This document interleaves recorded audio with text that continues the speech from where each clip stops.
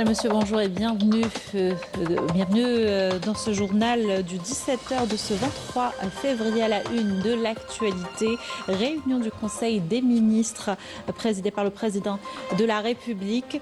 Abdelmajid Tebboune est consacré au projet de loi relatif à la justice militaire, des exposés également sur la réalisation du projet de la ligne ferroviaire minière Est, la mécanisation agricole également et bien d'autres sujets.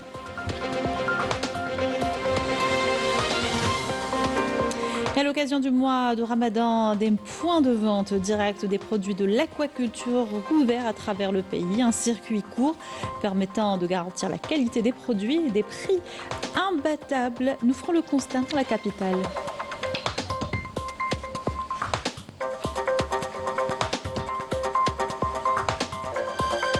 Journée nationale de la Casbah d'Alger, célébrée cette année durant le mois sacré.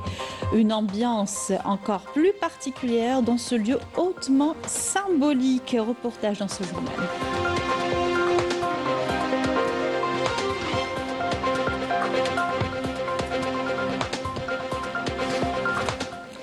Bienvenue à tous, heureuse de vous retrouver. Je vous le disais en titre, le président de la République, Abdelmajid Tebboune, chef suprême des forces armées, ministre de la Défense nationale, a présidé ce lundi une réunion du Conseil des ministres consacrée au projet de loi relatif à la justice militaire, des exposés également portant sur le suivi de la réalisation du projet de la ligne ferroviaire minière Bled El-Hadba Oued Kebrit, port de Annaba, la mécanisation agricole, la rentrée de la formation professionnelle session de février 2026 et les premiers jours du mois sacré du Ramadan étaient également au programme.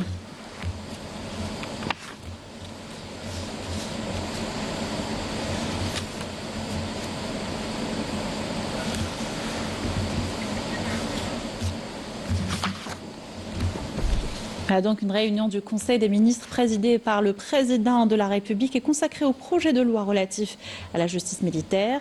Des exposés portant sur le suivi de la réalisation du projet de la ligne ferroviaire minière Bled El-Hadba Oued Kebrit, port de Annaba, la mécanisation agricole, la rentrée de la formation professionnelle de la session de février 2026 et puis les premiers jours du mois sacré de Ramadan. Plus de détails lors de nos prochains rendez-vous de l'information.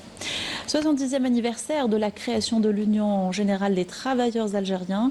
Son secrétaire général, Ammar Takjout, a salué à l'occasion tous les travailleurs et travailleuses algériens, annonçant une rencontre tripartite les jours à venir entre des membres du gouvernement, l'UGTA et le patronat.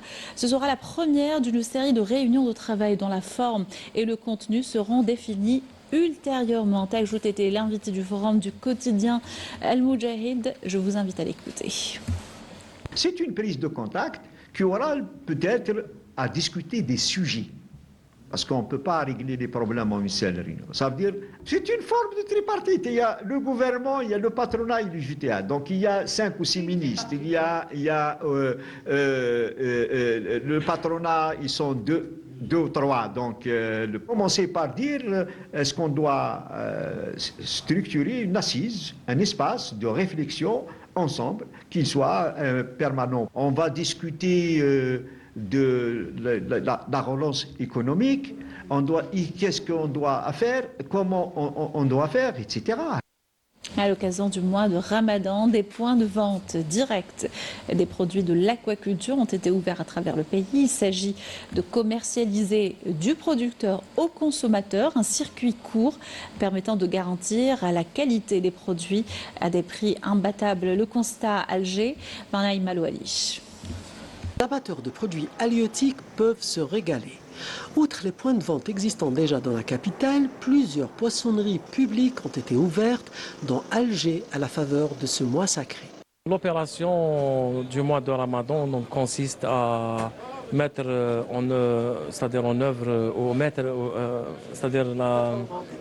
mettre en vente des productions halieutiques, des produits aussi issus de l'aquaculture, la dorade, le loup de mer et le tilapia. Durant ce mois de Ramadan, nous avons planifié avec les acteurs, les producteurs, les pêcheurs aussi et les points de vente. Nous avons planifié l'ouverture de 390 points de vente directs à travers le territoire national. Ces poissonneries proposent une gamme de produits de la mer, notamment la dorade et le tilapia, à des prix défiant toute concurrence, d'où l'engouement particulier du public. Pendant le Ramadan, la demande concernant la dorade et le tilapia augmente sensiblement puisque leurs prix sont accessibles du fait qu'ils sont subventionnés par l'État. Le tilapia est disponible. Nous l'achetons chez Cousider qui nous fournit rapidement en fonction de notre demande.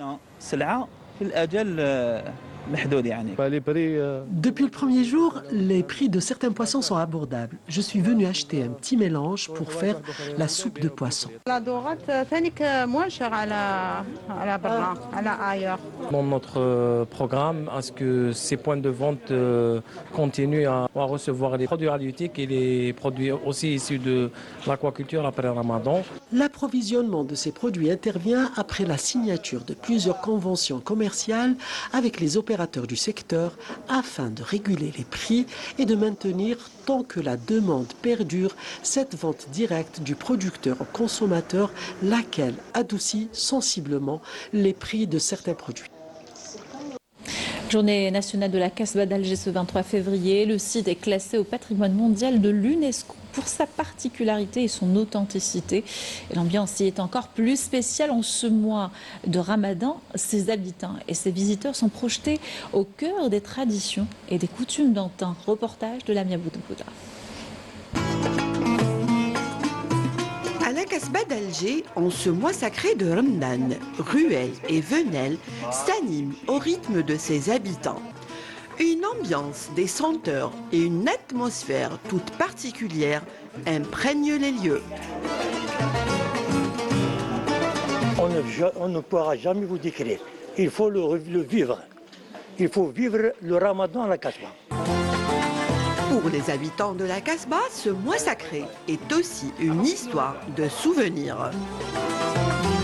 كانوا بكري الناس يطيبوا كوليكتيف في القصبة، الناس قاعد تبادل، هذا يمد الشربة، هذا يمد الشلاضة، هذا يمد السطيطحة، كانوا عايشين اون فامي.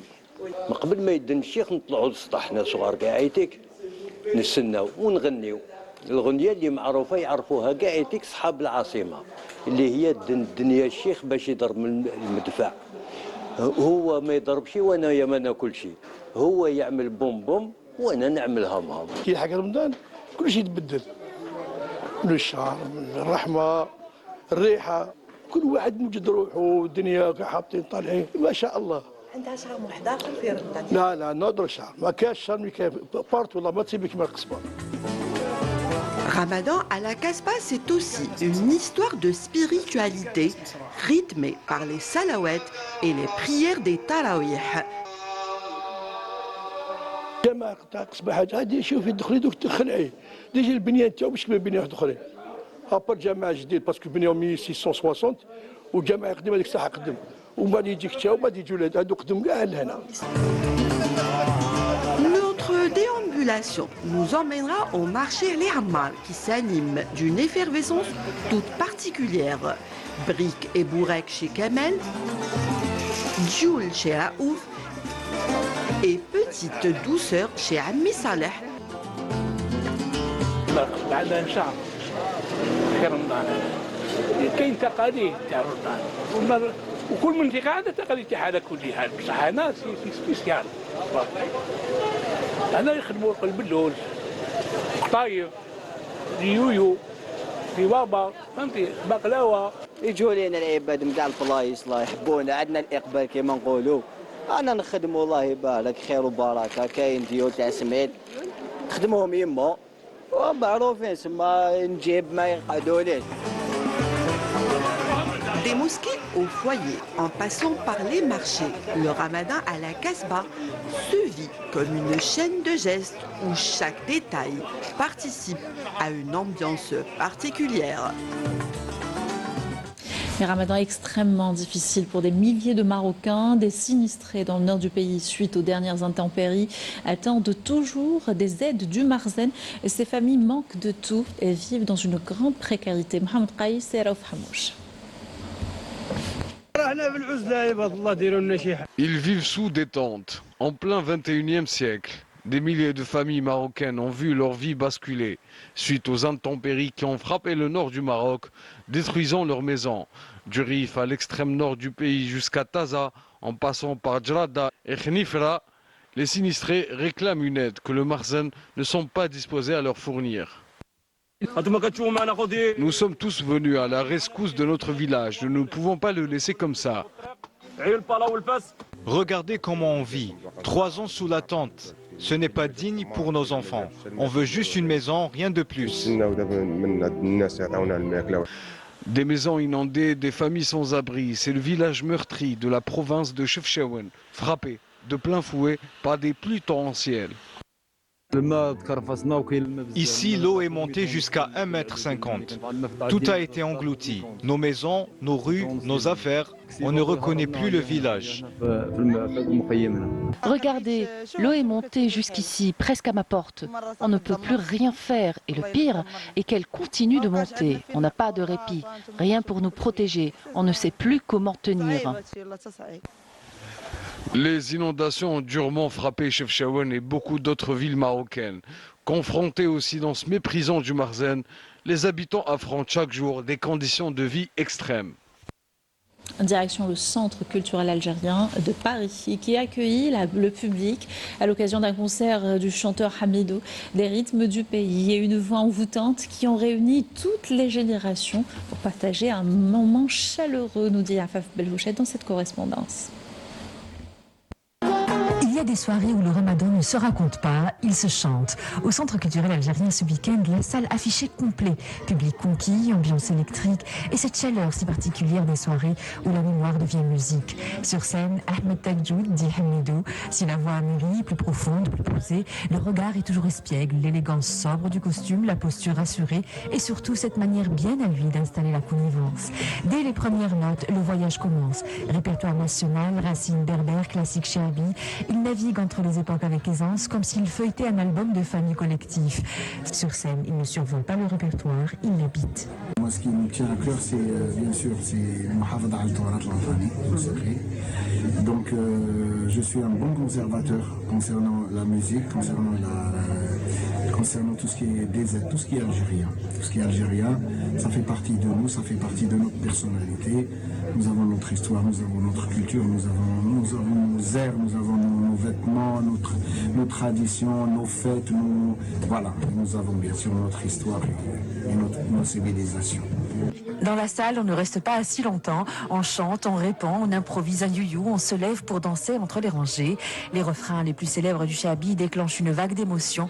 Les regards brillent, les téléphones s'allument et les générations se mêlent. On représente toute l'Algérie, puis c'est la Gaspard, on se retrouve, c'est le Ramadan.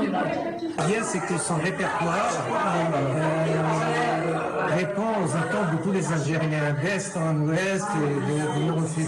La voix, le rythme, les chansons, les paroles, l'ambiance, ça nous fait rappeler la belle époque. Les bons moments, c'est un moment de rencontre entre les amis et la famille. Ça nous rappelle un peu l'Algérie, voilà. Super. Plus surprenant peut-être, ces spectateurs libanais qui découvrent l'artiste.